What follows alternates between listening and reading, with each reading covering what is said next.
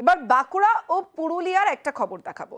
একদিকে বাঁকুড়ায় নতুন রাস্তা শিলান্যাস, লোকসভা ভোটের আগে এ নিয়ে তরজা তুঙ্গে। অন্যদিকে পুরুলিয়া শহরে ৩৩টি রাস্তার সংস্কার শুরু।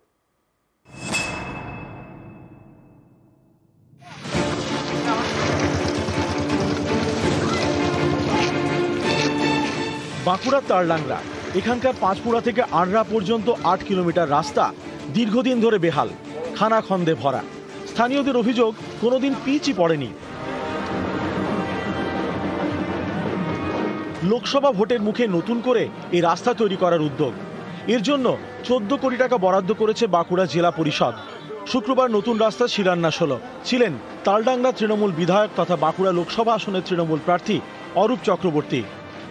এলাকার মানুষের মধ্যে একটা আনন্দ উৎসাহ, এতদিন ধরে রাস্তাটা হচ্ছিল না, মানুষ অনেক কষ্ট পাচ্ছিল, গর্ত ছিল।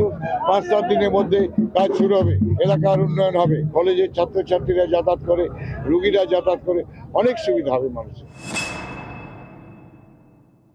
বিগত 10 বছর ধরে ওই রাস্তায় যারা যাতায়াত করে তারা যে কি যন্ত্রণা ভোগ করেছে সেটা একমাত্র ওই এলাকার মানুষই জানে। তাহলে সামনেই লোকসভার ভোট, মানুষকে এটা চমক দেখানোর জন্য বা ভোট পাওয়ার জন্য এই কর্মকাণ্ড উনি করছেন।